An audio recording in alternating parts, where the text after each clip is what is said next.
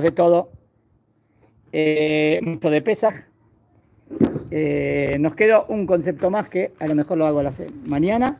Ahora voy a cambio de tema. Vamos a estudiar algo que tiene que ver también con Pesaj, pero con ciencia y Torá. Vieron que hablamos varias clases el otro día del tema de la lengua, de cómo yo puedo anotar si un texto es de tal época o aquella época y si se puede mostrar su veracidad. Hablamos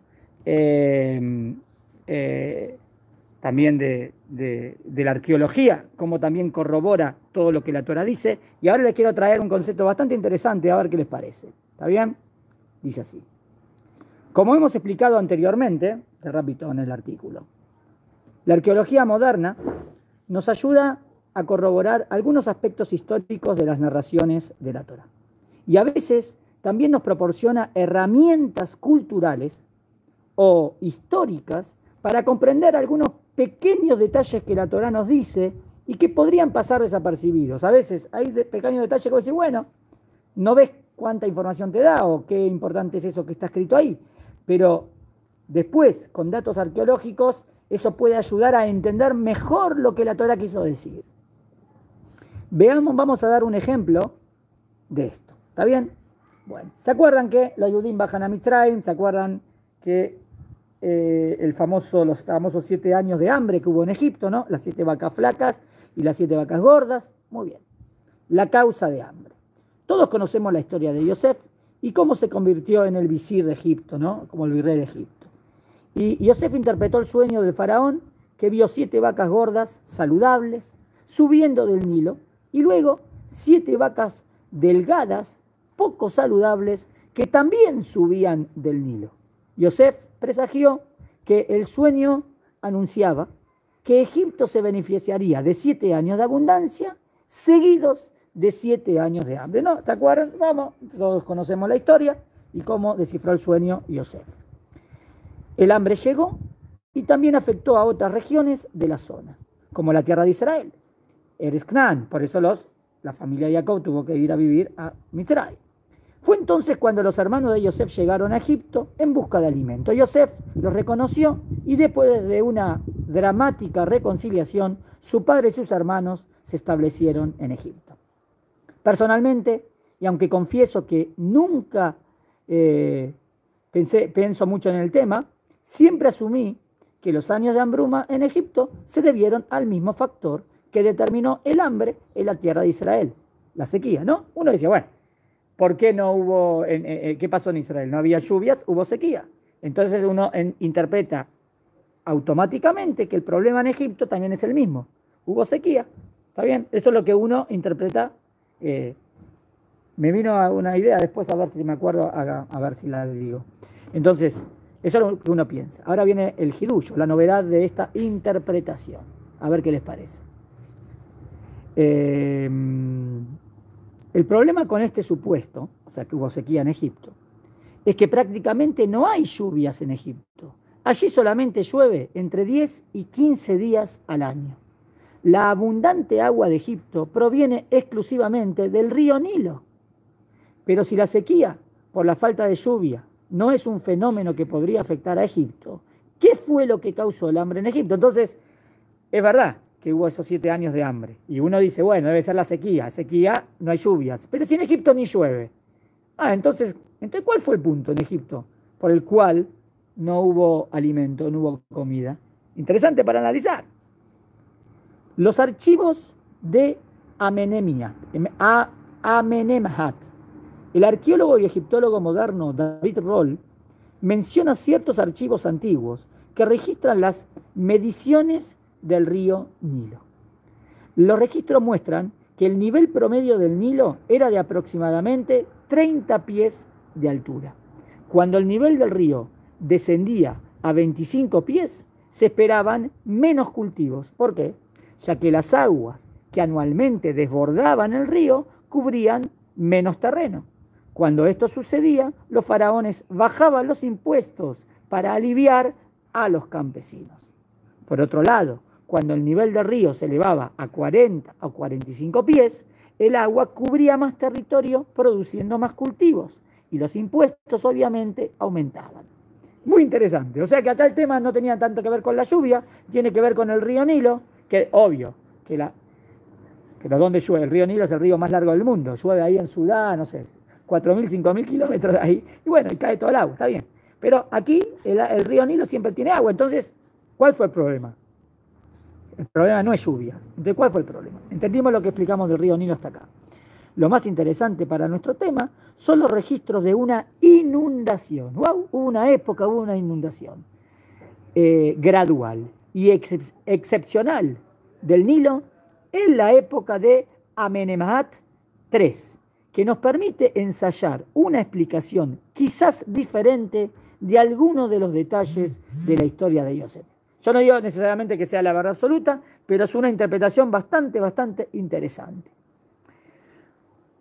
Los archivos registran que en los tiempos de Amenemhat III, el Nilo se elevó a 50 pies, produciendo una abundancia sin precedente en Egipto.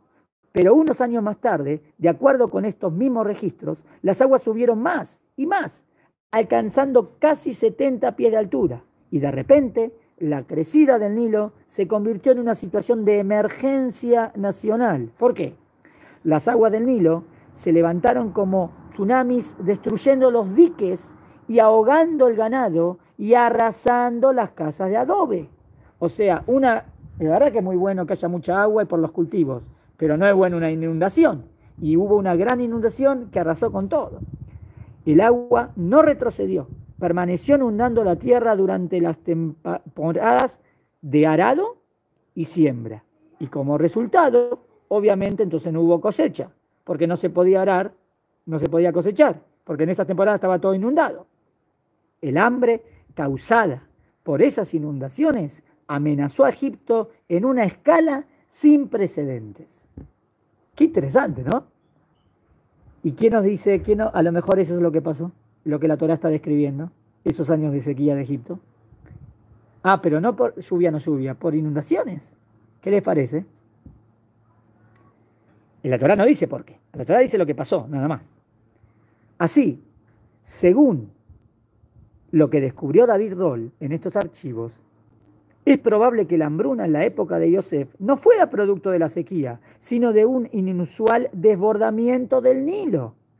Esta información nos permitiría comprender mejor una misteriosa o aparentemente superflua palabrita que la Torá menciona incidentalmente, así como el pasado. Es lo que dijimos, que a veces hay detalles que no prestamos atención.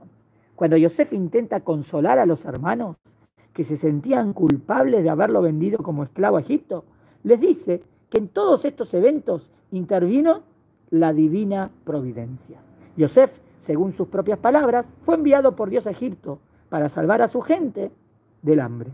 Y luego, dice ahí, Yosef, capítulo 45 de Bereshit, versículo 6.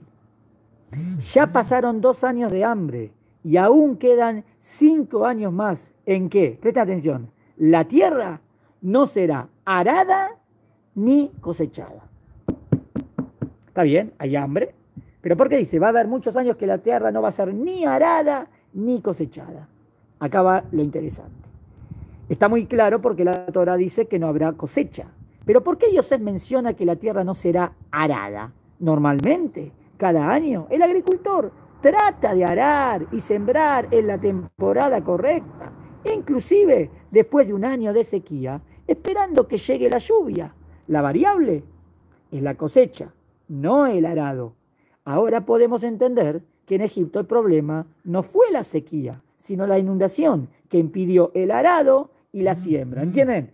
¿Qué habrá pasado? Entonces, fue tanto la inundación que no se podía arar y tampoco se podía cosechar. Entonces, había hambre en Egipto. Y miren qué interesante, o sea, la palabra esa que no habrá arado no está de más. ¿Por qué dice no habrá arado? No habrá arado porque no tocará. Obvio que siempre hay ciertos territorios que quedan en los límites o en otros lados que se puede. Siempre quedaba algo chiquito. Vimos que después Yosef le da semillitas para que cada uno en un campito, algo. Siempre, y seguramente que después del segundo, tercer año, cuarto año, dicen que ahí como se alivianó todo. Pero se entiende el punto. En general estaba inundado. Y por eso la Torá dice no habrá arado ni cosecha. Deducimos, gracias al descubrimiento de estos archivos, que podemos apreciar mejor la precisión exquisita del relato bíblico, incluso en lo que aparentemente parece ser un detalle superfluo y que pasa desapercibido, que la tierra no será arada. Muy bien, y podemos agregar, los registros del Nilo pueden también ayudar a entender el sueño del faraón y su confusión de una manera diferente.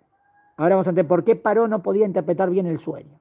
Imaginemos que las vacas que suben a la superficie del Nilo, ¿está bien?, representan inequívocamente la crecida del Nilo.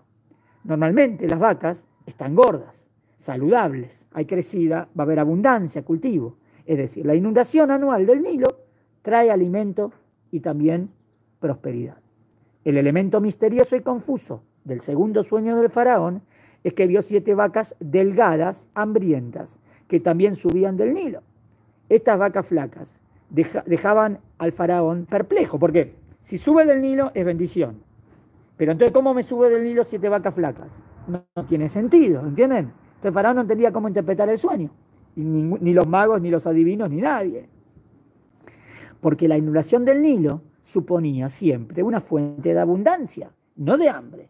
No obstante, si la inundación extrema del Nilo, como sugiere David Rohl, fue un fenómeno excepcional en la historia de Egipto, no es sorprendente que ni siquiera el faraón ni ninguno de sus asesores pudieran descifrar el significado de este sueño misterioso, hasta que Yosef llegó al palacio. Muy interesante, ¿no? Bueno, no sé si está bien, es una interpretación, pero explica, o sea, un ejemplo de cómo datos históricos nos pueden dar luz a entender exactamente lo que el versículo está diciendo. El pasú me dice algo entre líneas, a lo mejor yo no presto atención, pero gracias a este descubrimiento puedo decir, entonces lo que pasó a lo mejor fue esto, y esto también tiene sentido. Y sale exquisito. Muy bueno, ¿no? Espero que les haya gustado. Hacemos un link y seguimos.